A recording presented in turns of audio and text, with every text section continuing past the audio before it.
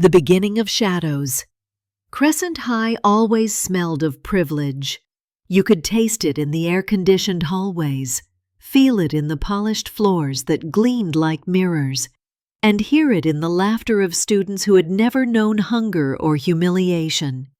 Sara Malik walked those same hallways like a ghost. She wasn't invisible, not really. She was noticed, but never seen.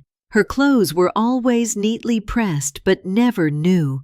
Her shoes, though spotless, carried the faint gray of overuse. And every morning she walked into school a few minutes earlier than everyone else, because her father worked there as the janitor. Mr. Malik was kind-eyed and quiet, a man of few words but deep pride. He believed that work, any work, was sacred. But for Sara, watching her father mop the same floors her classmates strutted across felt like an open wound. She loved him, fiercely, but the shame was heavy, the whispers heavier. She's the janitor's daughter. She probably gets free lunch. Did you see her bag? Looks like something from a flea market. The words stung more than she'd ever admit. Sara's world was simple. Survive school, earn grades, get a scholarship, and leave this suffocating place behind. She kept her head down, spoke only when necessary, and built invisible walls around her heart. But every fortress has a crack, and hers came in the form of Alina Qureshi, the queen bee. If Crescent High had royalty, Alina was its queen. Perfect hair, perfect clothes, perfect smile. Daughter of a rich businessman who donated half the school's computer lab. Captain of the cheerleading squad, president of 3 clubs, and self-proclaimed influencer with over 50,000 followers on InstaFlash. She had the charm of a celebrity and the soul of a serpent. Sara didn't hate her, not at first. They lived in 2 different worlds, barely crossing paths. But as fate would have it, Sara's academic brilliance eventually brushed too close to Alina's pride. In sophomore year, the school announced an inter-school poetry competition. Sara entered with a piece she'd written called Unheard Voices, a quiet, aching poem about growing up poor but dreaming anyway. Her English teacher, Ms. Fariha, read it and smiled. "You have a gift, Sara. This one could win." Alina, overhearing that, decided she wanted to win too. Only she didn't write, she performed. She used glitter, props, and a poem she'd copied from a lesser-known online writer. When the results came in, Sara won. The trophy was small, but to her it felt like a crown. That night, Alina posted a story. "Funny how pity votes can win contests. Guess being poor has perks." It got over 100 laughing emojis. Sara cried quietly that night, not because of the insult, but because she knew she couldn't fight back. People like Alina had armies. People like Sara had silence. The day everything broke. By senior year, things had changed, but not for the better. Sara was top of her class, shortlisted for a national scholarship that could change her life. Alina, though still popular, had grown desperate to maintain her fading spotlight. A scholarship like that was supposed to be hers, not the janitor's daughter's. The annual Crescent Talent Show arrived, the biggest event of the year. Sara signed up to perform her poetry again, encouraged by her teacher. She worked for weeks, refining her words, practicing late at night while her father snored softly in the next room. It was supposed to be her moment, her redemption. The hall was packed. Parents, teachers, students, all gathered beneath the warm stage lights. Sara stepped onto the stage, her palms damp with sweat, her voice trembling but sure. She began. "They told me dreams were for those who could afford them, but I learned that courage costs nothing." The audience fell silent, drawn in by her honesty, until the screen behind her flickered. Suddenly her image was replaced with photos. Sara wiping tables at the bakery, mopping floors beside her father, carrying cleaning supplies. Text flashed across the screen. "Made by day, poet by night." Laughter erupted. Students shouted. Phones came out. Cameras flashed. Sara froze mid-line, her poem forgotten. The humiliation burned so deep it felt physical. She could hear her father's voice in her mind. "Hold your head high, Beti. Dignity is your armor." But her head was heavy, her dignity shattered. She ran off stage, tears streaking her cheeks, the crowd still roaring with laughter.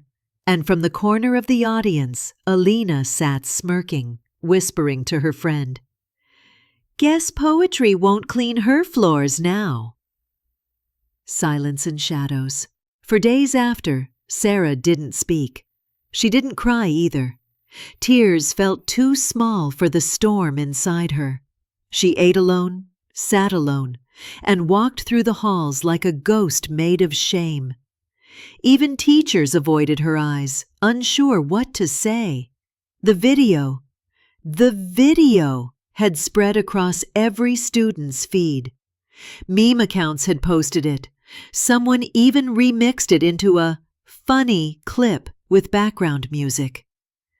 It was cruelty disguised as entertainment. One afternoon, while hiding in the library, Sara overheard laughter from the computer lab next door. Peering through the small window, she saw Alina and her clique watching the video again, mimicking her trembling hands. That moment changed something fundamental in Sara. Something snapped. Not in weakness, but in clarity. She realized there were two kinds of people, those who destroyed others to feel powerful, and those who built their power quietly, waiting for the right time to strike. Sara decided she would never be silent again. The spark of revenge. Working part-time in the library had its unnoticed privileges. Sara handled the digital archive system, scanning yearbooks, sorting student records, managing forgotten flash drives. One evening, while cleaning up after hours, she noticed a USB left in the library computer. The name on the device? Alina_Q. Curiosity flickered. She shouldn't open it, but her heart whispered, "You deserve to know." Inside were folders of assignments, pictures, and one strange folder named Charity Drive 2023. Sara clicked it, and her eyes widened. Screenshots of donation receipts, bank statements, private messages bragging about using charity money for a little Gucci therapy. A selfie of Alina holding luxury bags with a caption, "Charity's been good to me." Sara leaned back, stunned. Alina wasn't just cruel, she was corrupt. Every year, Alina led Crescent's Books for Every Child campaign, claiming to collect funds for underprivileged schools. It turned out she'd been stealing a portion for herself. Thousands of rupees. Sara copied everything. Then she sat in silence, staring at the screen. For the first time, she felt something new. Not fear, not anger, but control. The plan. Revenge wasn't about shouting, she realized. It was about silence sharpened into strategy. The spring charity gala was coming, the biggest night of the year, attended by parents, journalists, and the school board. Alina, as usual, was the star organizer. She'd be on stage again, shining, smiling, lying. That would be the stage Sara would take back. She stayed late in the library each night, building a presentation titled, "The Price of a Lie." She layered the evidence carefully, screenshots, dates, bank transactions, turning Alina's sins into a digital confession. Then she renamed the file to match the official gala presentation's name, Crescent Charity Showcase.pptx. On the night of the gala, the projector would automatically open her file. It was risky. If caught, she could lose her scholarship, her reputation, everything. But she'd already lost her dignity once. She wasn't about to lose it again. The night of the gala. The evening of the Spring Charity Gala arrived wrapped in glitter and hypocrisy. Golden fairy lights draped across Crescent High's courtyard. Waiters carried trays of sparkling drinks. A red carpet led into the auditorium as cameras flashed for the local paper. Sara stood at the back door, wearing the simplest dress she owned. Pale blue cotton, ironed smooth, her hair braided neatly. She didn't belong among the sequins and perfume, but she didn't care. She was there for something bigger than belonging. From the control booth above the hall, the projector hummed softly.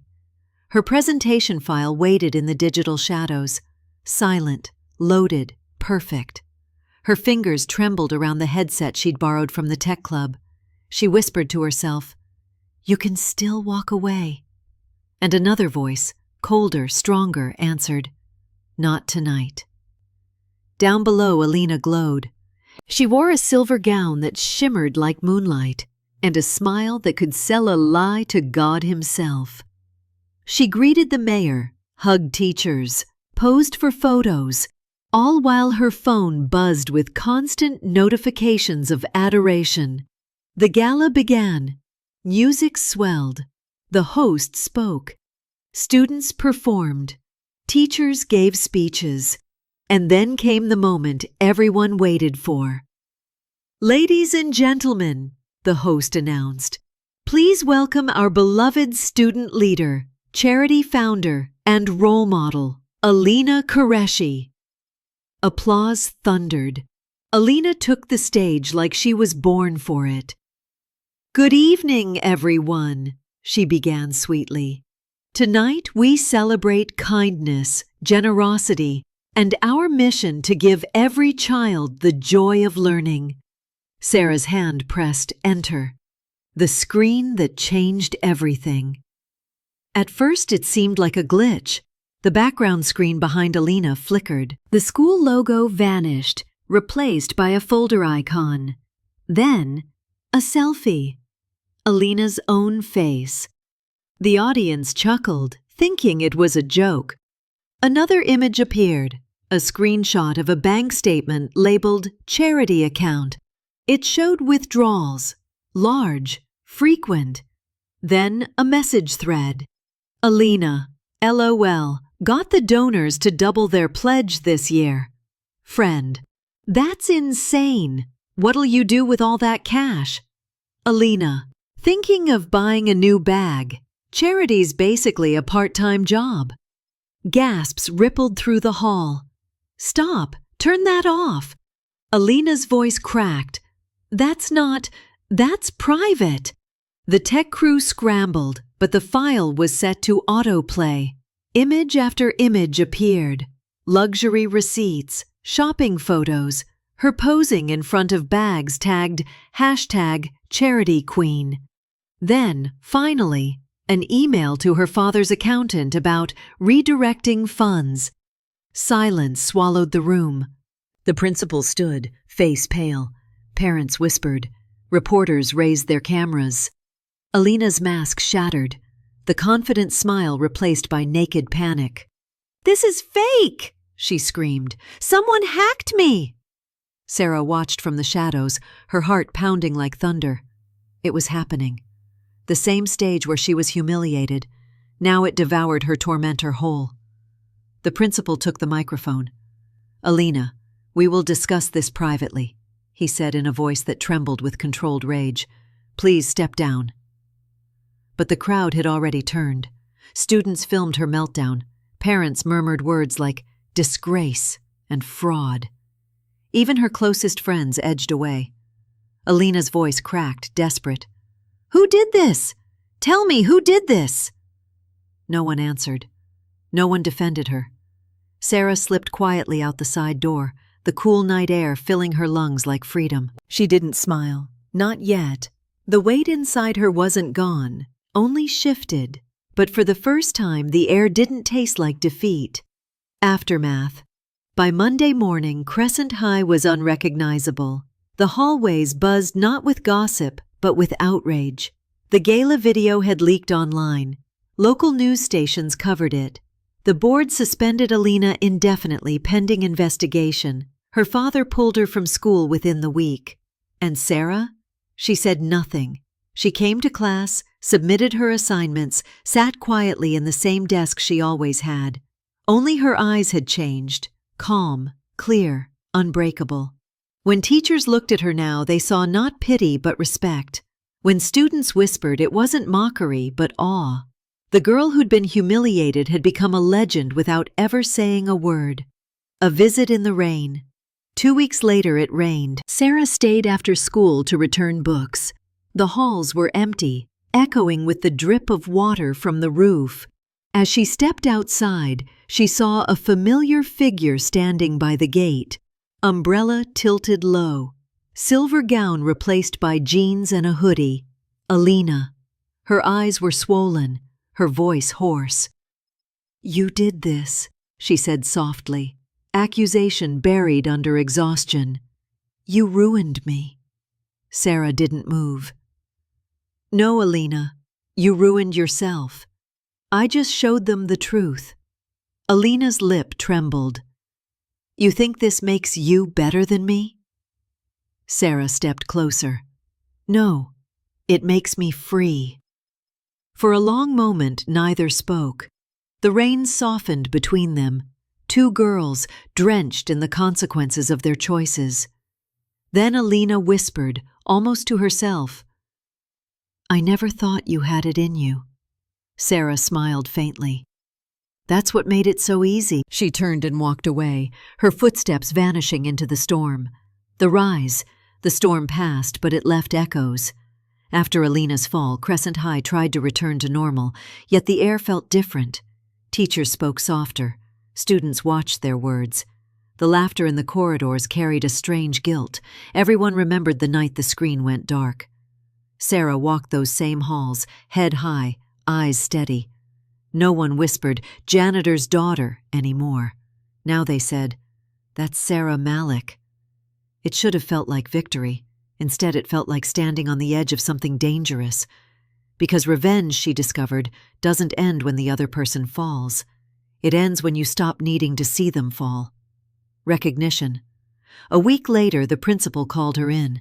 He didn't mention the gala directly, only cleared his throat and said, "Sara, the board has approved your nomination for the National Scholarship. Congratulations." She nodded, unsure whether he knew the truth.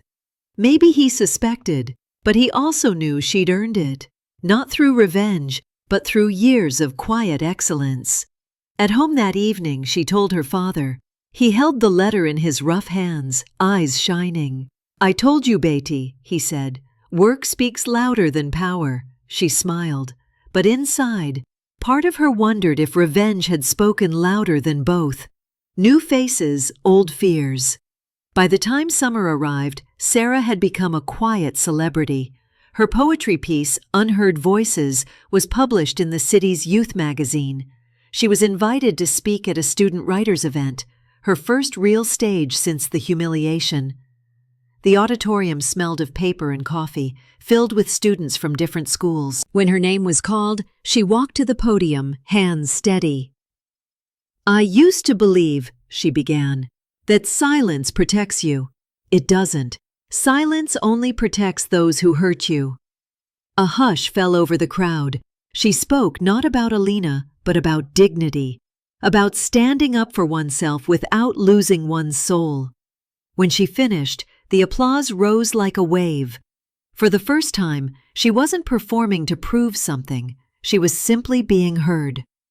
Afterward, a tall boy approached her. Imran, a student from another school. "I liked your piece," he said, grinning shyly. "You turned pain into poetry. That's rare." It was the first time anyone had spoken to her without pity or awe. They began to talk. About books, about university plans, about how strange it feels to start over. Maybe, Sara thought, life could be more than surviving. Temptation. But peace doesn't last long in the kingdom of teenagers. One afternoon, while cleaning old files in the library, she found another USB drive, a smaller one, labeled Yearbook Drafts. Inside were photos, gossip notes, half-written captions. Among them was a document titled The Real Crescent High. Curious, she opened it. It was a compilation of rumors, teachers' affairs, students' cheating scandals, secrets never meant to see daylight. Someone had been collecting dirt on everyone. Her first thought, if I release this, the whole school's hypocrisy would burn. Her second thought, and I'd become exactly like Alina. She stared at the screen for a long time before deleting the file.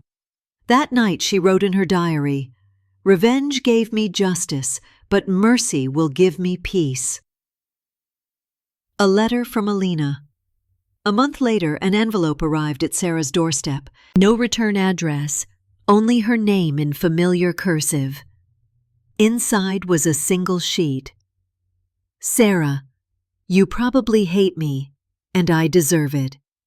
I wanted to tell you something before we leave the city. I didn't start as a monster. I just liked being seen. When people cheered, I felt alive. Then I started doing whatever it took to keep the cheering going. I'm sorry I hurt you. I'm sorry I made you small so I could feel big. I hope you use your power better than I did. Alina." Sara read the letter twice, then folded it carefully and placed it between the pages of her notebook. For the first time, she felt no anger, only a quiet sadness for a girl who never learned that love is louder than applause. September arrived. The National University campus spread before her. Wide lawns, crowded cafes, endless possibilities.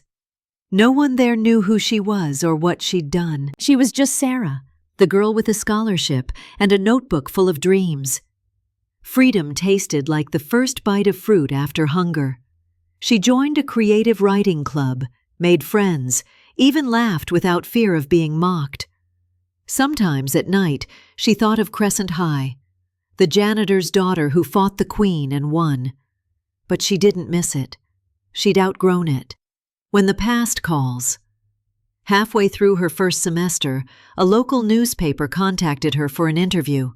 They wanted to profile her journey, from hardship to honor. During the interview, the journalist leaned forward. "Everyone knows there was a scandal at your school. People say you exposed someone powerful. Is it true?" Sara paused. The old thrill of victory flickered inside her. She could tell the story and be famous overnight, or she could let silence do what revenge never could. End the cycle. She smiled slightly. "I didn't expose anyone," she said. "The truth exposed itself. I just kept walking." The journalist looked disappointed, but Sara felt lighter. A voice that heals. In her second year, Sara published a poetry collection titled Glass Feet. The first poem was called The Last Bell. It wasn't about Alina by name. It was about standing on a stage, being laughed at, and choosing not to stay broken. It became viral, shared by thousands of students who'd ever been bullied, humiliated, or silenced. Messages poured in. "Your poem made me brave enough to speak up. I thought I was the only one who felt invisible." For the first time, Sara realized revenge had been just one chapter. Her real story was healing others through truth. An unexpected meeting. 3 years later, during a literature conference, she saw a familiar face among the attendees. Shorter hair, simpler clothes, older eyes. Alina. She was volunteering at the registration desk. When their eyes met, Alina hesitated, then smiled faintly. "Sara Malik, Poet of the Year." Sara returned the smile. "Alina Qureshi, Conference Volunteer." "Life's funny." Alina nodded. "It is. I'm finishing my degree in social work now, trying to fix things." There was no bitterness in her voice, just humility. Sara extended her hand. "Then maybe we both learned something." They shook hands. Two girls who'd once destroyed each other, now quietly rebuilding the world in different ways. Epilogue, The Last Bell. Years later, when Sara was invited to speak at Crescent High's 50th anniversary, she stood on the same stage where her humiliation began. The lights were softer now, the audience younger. She looked around and smiled. "I used to think revenge was power," she said. "But real power is forgiveness, because it keeps your story yours." In the front row, her father sat beaming, his once rough hands folded proudly. The bell rang somewhere in the building. That same echo she'd heard every day as a teenager. Only this time, it didn't sound like an ending. It sounded like freedom. Final reflection. When the ceremony ended, a student approached her, nervous, clutching a notebook. "Miss Sara," she whispered, "there's this girl who bullies me. What should I do?" Sara smiled. "Don't give her your voice. Write your own." As she walked out into the sunlight, she realized the truest revenge was not in making someone fall, but in rising so high that they can no longer reach the place you stand. The echo of forgiveness. 10 years later, the halls of Crescent High had changed, but the echoes hadn't. New paint, new faces, new trophies, yet the same laughter, the same fragile hearts trying to survive adolescence. Sara Rahman walked through those halls again, this time not as a student, but as Ms. Rahman, literature teacher. Her steps were steady, her presence quiet but commanding. Students loved her, though few knew her story. The story that had once unfolded inside these very walls. Her classroom smelled of books and chalk dust. On one wall hung a quote that had carried her through darkness. "What you do to others always finds its way back to you, one way or another." Every morning she'd watch her students and see reflections of her past. The shy girl afraid to speak, the arrogant leader craving validation, the silent observers who noticed everything. And sometimes she'd see Alina. Not the real Alina, but the same spirit, reincarnated in another confident, careless student named Raina. Perfect hair, perfect smile, perfect cruelty. The mirror repeats. Raina and her friends had a target. Ariba, a transfer student from a nearby town. Quiet, bookish, unsure of herself. They teased her accent, mocked her clothes, and once even accidentally posted her photo on a meme page. Sara noticed. She saw Ariba flinch when laughter erupted. She saw Raina smirk when teachers weren't watching. And every day, the old wound inside Sara pulsed again. One afternoon, she found Ariba crying behind the library shelves, the exact place where Sara herself had once hidden. Sara knelt beside her. "They're not better than you," she said softly. "They're just louder." Ariba wiped her tears. "I don't know how to make them stop." Sara paused, feeling the old rage whisper, "You could show her how. You could destroy Raina the way you destroyed Alina." But then she remembered that night, the fear, the emptiness after revenge, and she realized something. Vengeance doesn't heal the wound, it just changes who holds the knife. A lesson in literature and life. A week later, Sara walked into class holding a worn paperback, The Count of Monte Cristo, a novel about betrayal and revenge. "Today," she began, "we'll talk about justice and what happens when it turns into revenge." She read aloud, "He who seeks revenge digs 2 graves, one for his enemy and one for himself." Then she looked straight at Raina. "What do you think that means?" she asked. Raina shrugged. "That people shouldn't get mad when they're wronged?" Sara smiled faintly. "Not exactly. It means when you let hatred guide you, you lose who you are." The room fell silent. Even Ariba lifted her gaze, her eyes glistening with understanding. The invitation. The next morning, Raina walked into Sara's office, hesitant. "Ms. Rahman," she said quietly, "I think I messed up." Sara looked up from her papers. "We all do." Raina's confidence faltered. "I didn't mean to make her cry. It was just a joke."